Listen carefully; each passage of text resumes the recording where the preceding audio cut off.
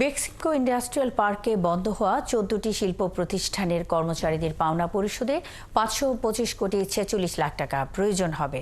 আগামী ৯ মার্চ থেকে এই পাওনা পরিশোধ শুরু হবে বলে জানিয়েছেন শ্রম ও কর্মসংস্থান উপদেষ্টা এম শাখাওয়াত হোসেন।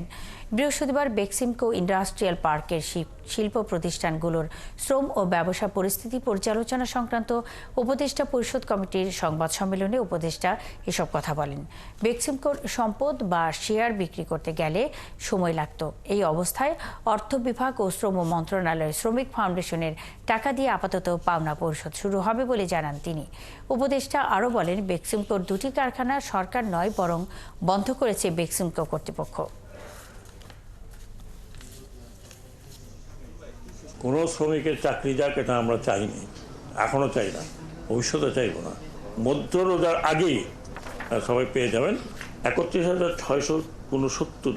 এখানে যা আছে যে আমরা রিসিভারের কাছ থেকে যা পেয়েছি হিসাব কিতাব তাই।